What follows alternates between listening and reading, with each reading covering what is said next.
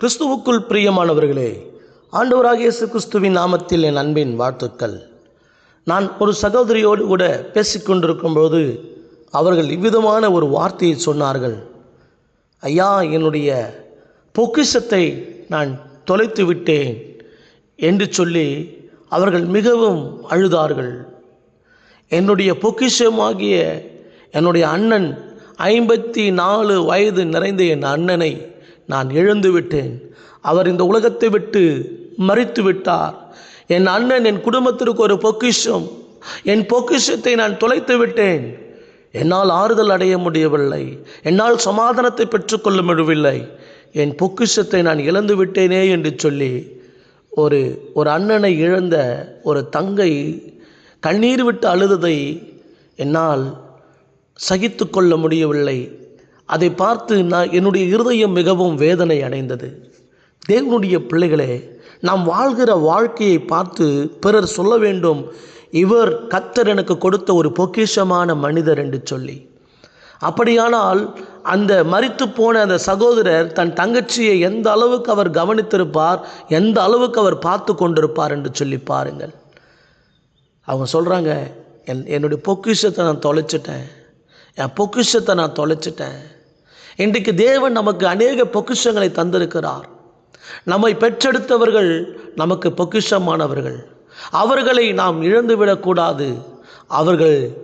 அவர்களை நாம் இழந்த பிறகு தேடினாலும் அவர்கள் நமக்கு கிடைக்க மாட்டார்கள். இந்த உலகத்தில் கர்த்தர் நமக்கு கொடுத்திருக்கிற கணவர், கர்த்தர் நமக்கு கொடுத்திருக்கிற ஒரு பொக்கிஷம். இன்றைக்கி நிறைய பேர் அந்த கணவரை இழந்து போய் அந்த பொக்கிஷத்தை பயன்படுத்த வேண்டிய விதத்தில் பயன்படுத்தாமல் அந்த பொக்கிஷத்தை இழந்து போய் நிறைய சகோதரிமாருங்க கண்ணீர் வடிக்கிறாங்க.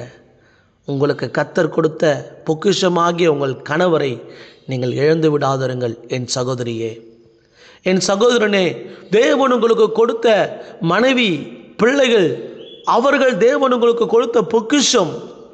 அவர்களை நீங்கள் இழந்து விடாதிருங்கள். எனக்கு நிறைய சகோதரர்மாருங்க தன் மனைவியை இழந்துட்டாங்க, தன் பிள்ளைகளை இழந்துட்டாங்க.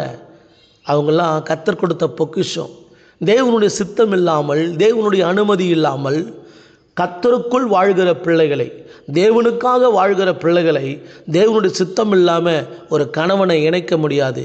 தேவனுடைய சித்தம் இல்லாமல் ஒரு மனைவியை கொண்டு வர முடியாது. கர்த்தருடைய சித்தத்தின் பிரகாரமாகத்தான் நம்முடைய திருமண காரியங்கள் நடந்திருக்கிறது.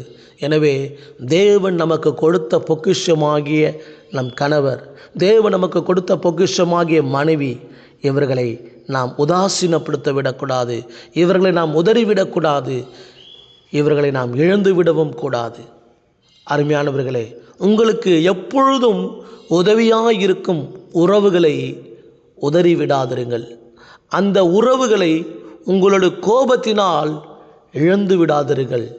ஏனென்றால் மீண்டும் அப்படிப்பட்ட ஒரு உறவு உங்களுக்கு கிடைக்கவே கிடைக்காது. தேவன் தான் இந்த உறவுகளை நமக்கு ஏற்படுத்தி கொடுக்கிறார். பாருங்கள், வேத புத்தகத்தில் லோத்து என்கிற மனிதர் தனக்கு உதவியாயிருந்த, பொக்கிஷமாயிருந்த ஆபிரகாமை இழந்து தனித்துவத்தை பெற்றுக்கொண்டு தனியாக பிரிந்து போகிறார். அவருடைய நிலை என்ன ஆகிறது தெரியுமா? சற்று சிந்தித்து பாருங்கள். லோத்தினுடைய மனைவி உப்புத்தூணானாள். லோத்தின் பிள்ளைகளோ தவறுதலாக சென்று விட்டார்கள். லோத்து வாழ்ந்த பட்டணம் தேவனுடைய கோபத்தினால் அழிக்கப்பட்டது. லோத்து ஆபிரகாமோடு கூட இணைந்திருப்பாரானால், ஆபிரகாமை விட்டவர் விலகி இருக்கக்கூடாதபடி அவர் ஆபிரகாமோடு கூட சேர்ந்து வாழ்ந்திருப்பாரானால் லோத்தினுடைய வாழ்க்கை நல்லா இருந்திருக்குங்க. தேவ பிள்ளைகளே, இன்றைக்கி நமக்கு வந்த பெருமை நிமித்தம், நமக்கு வந்த பணத்தின் நிமித்தம், நமக்கு வந்த வசதி வாய்ப்புகள் நிமித்தம் நம்மளை தூக்கி விட்டவங்களை வெறுத்துட்டு ஓடுறோம். கடைசியில் என்ன தெரியுமா ஆகும்? நமக்குன்னு ஒரு பிரச்சனை வரும்போது யாரும் நம்ம கூட வந்து நிற்க மாட்டாங்க. பிசாசு லூசிஃபர், அவனுக்கு என்னங்க இல்லை, எல்லாமே இருந்ததுங்க, அவனுக்கு எல்லாமே இருந்தது. ஆனால் அவனுக்குள்ள ஒரு பெருமை, அவனுக்குள் ஒரு மனமேட்டின்மை, அவனுக்குள் ஒரு திமிர் வந்துச்சு. இந்த தேவனை காட்டில் நான் பெரிய ஆள், இந்த தேவனை காட்டில் நான் பெரிய ஆள், என்னை எல்லாரும் வணங்கணும்னு சொல்லி அவனுக்குள் ஒரு மனமேட்டின்மை வந்ததுனால தேவனோடு இருக்க வேண்டிய ஒரு மனுஷன், தேவனோடு கூட வாழ்ந்து கொண்டிருக்கிற மனுஷன் தேவனை விட்டு என்றைக்கு பிரிந்தானோ அவன் பிசாசாய் மாறினான். அவன் சாத்தானாய் மாறினான், அவன் ஒரு துன்மார்க்கனாய் மாறினான், இந்த உலகத்தை கெடுத்து கொண்டிருக்கிற ஒரு பேலியாளின் மனுஷனாய் அவன் மாறினான். கர்த்தருடைய பிள்ளைகளே, இன்றைக்கு நல்ல உறவுகளை நாம் இழந்துவிடக்கூடாது. வேதம் சொல்லுகிறது, நம்முடைய வாழ்க்கையில் இயேசுவானவர் லூக்கா 2ஆம் அதிகாரம் 52ஆம் வசனத்தில் பாருங்கள், இயேசுவானவர் ஞானத்திலும் வளத்திலும் தேவ கிருபையிலும் மனுஷர் தயவிலும் அதிகமாய் விருத்தி அடைந்தார் என்று சொல்லி வாசிக்கிறோம். இந்த பூமியில் வாழ்கின்ற நமக்கு தேவனுடைய கிருபை எவ்வளோ முக்கியமோ அதே போல தான் மனிதர்களுடைய தயவும் நமக்கு அதிகமாக தேவைப்படுகிறது. ஏனென்றால் தேவன் தான் அந்த மனித தயவையும் ஏற்படுத்தி நமக்கு கொடுக்கிறார். எனவே மனித தயவு நமக்கு கட்டாயம் தேவை. என்னால் எல்லாம் செய்ய முடியும், நீனா பெரிய ஆளா, நீ இல்லைன்னா என்னால் வாழ முடியும் அப்படின்னு நினைக்காதீங்க. அந்த கான்செப்டுக்கே நம்ம போகக்கூடாது. ஏனென்றால் தேவனுக்கு ஒரு மனித உதவி தேவைப்பட்டது, மனிதர்களுடைய தயவு தேவைப்பட்டது. நாம் வாழ்ந்து கொண்டிருக்க இந்த உலகத்தில் மனிதர்களுடைய தயவு நமக்கு தேவை.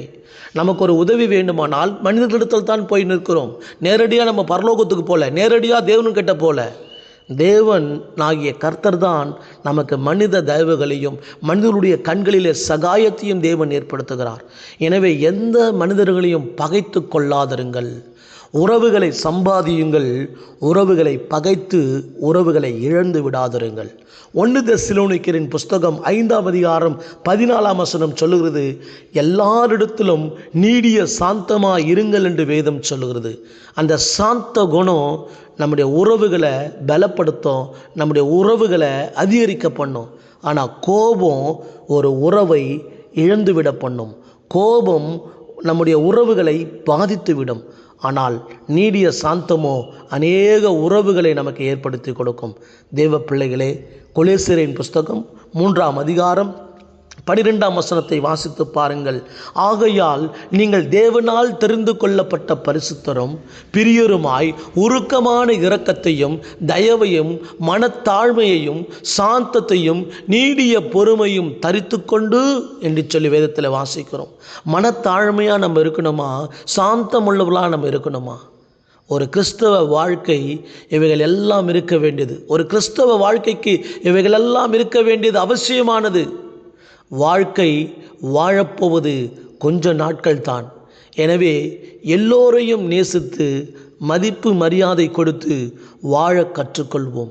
வேத புத்தகத்தை படித்தும் ஆலயத்திற்கு சென்றும் நமது குணங்கள் மாறவில்லை என்று சொன்னால் நாம் மாய்மாலக்காரர்களாகத்தான் இந்த உலகத்தில் வாழ்ந்து கொண்டிருக்கிறோம். மனுஷன் வேஷமாகவே திரிகிறான் என்று சொல்லப்பட்டிருக்கிறது போல வேத புத்தகத்தை கையில் எடுத்துக்கொண்ட நம்ம, சபைக்கு போய் கொண்டிருக்கிற நம்ம, அந்நிய பாஷைகளை பேசிக்கொண்டிருக்கிற நம்ம வேஷமாக திரியக்கூடாதுங்க. அது கர்த்தருக்கு பிரியமில்லாத ஒரு காரியங்க. எனவே இன்றைக்கு உங்களுக்கு கொடுக்கப்பட்டிருக்கிற உறவுகளை, உங்களுக்கு கொடுக்கப்பட்டிருக்கிற நல்ல பொக்கிஷங்களை நீங்கள் இழந்து விடாதீர்கள். பிரியமானவர்களே, நம்மை கூட அநேகருக்கு தேவன் பொக்கிஷமாக வைத்திருக்கிறார். நீங்களும் நானும் அநேகருக்கு ஒரு பொக்கிஷங்களாக வைத்திருக்கிறார். ஆனால் சில உறவுகள், சில நண்பர்கள் நம்முடைய மதிப்பு தெரியாமல் நம்ம நிறைய பேர் இழந்து போயிட்டாங்க. நம்மளை விட்டு போனவங்க நிறைய பேர் இருக்கிறாங்க. நம்மளை வீண் பழி சுமத்தினவங்க நிறைய பேர் இருக்கிறாங்க. நம்ம காரி துப்புனவங்க நிறைய பேர் இருக்கிறாங்க. நம்ம விட்டு தூரம் போய் எத்தனையோ பேர் இருக்கிறாங்க. கவலைப்படாதீங்க. பொக்கிஷமாகிய உங்களை அவர்கள் இழந்து விட்டார்கள். அது குறித்து நீங்கள் கவலைப்படாதீங்க. நீங்கள் அநேக பொக்கிஷங்கள், உங்களுக்கு கர்த்தர் கொடுத்திருக்கிற பொக்கிஷங்களை இழந்து விடாதபடி அந்த பொக்கிஷங்களை பிடித்து கொள்ளுங்க. மனித தயவு நமக்கு தேவை பிரதர். நல்ல மனிதர்கள் எப்போதும் நம்ம கூட இருக்கணும்.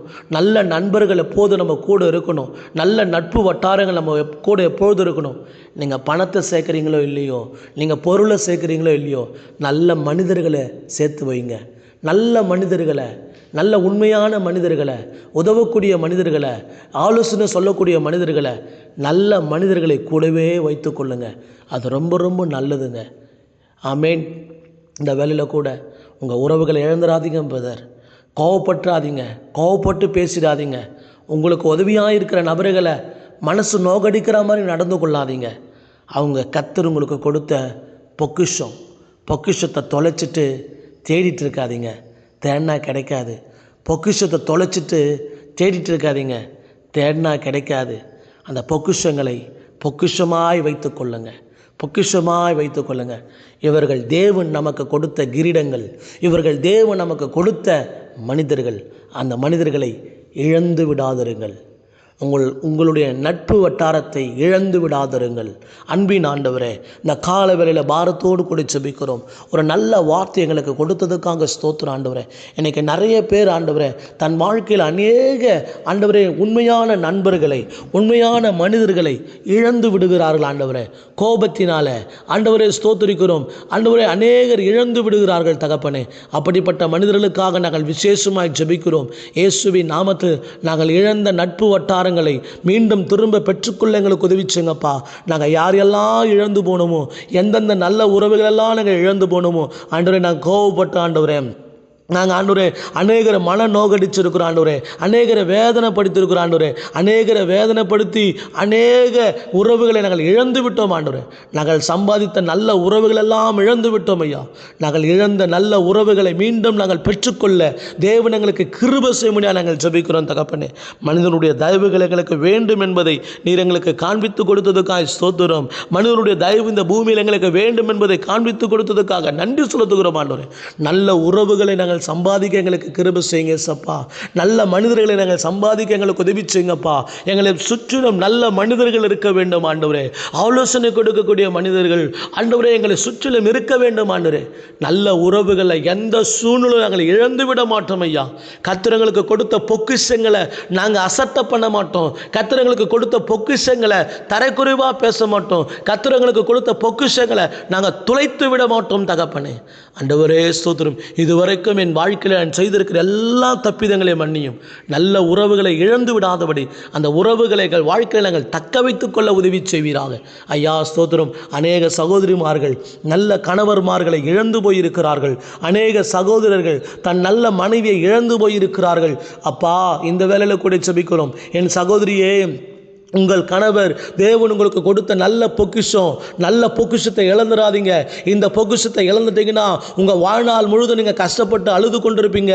உங்கள் பொக்கிஷமாகிய கணவரை இழக்காதீங்க. அந்த கணவரை மீண்டும் தேடி கண்டுபிடித்து விடுங்கள். இதோ கர்த்தர் உங்களுக்கு கிருபையான நாட்களை தருகிறார். கர்த்தர் கிருபையான நாட்களை தருகிறார். இழந்து போன உன் கணவருடைய அன்பு உனக்கு வேண்டும்.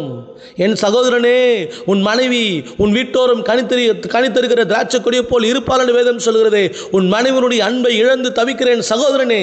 உன் மனைவி கர்த்தர் உனக்கு கொடுத்த நல்ல பொக்கிஷம். அந்த பொக்கிஷத்தை இழந்து விடாதிருங்கள். பொக்கிஷத்தை இழந்து விட்டால் நீங்கள் அநேக வேதனைகளை படுவீர்கள். உங்கள் மனைவியோடு கூட போய் சேருங்க.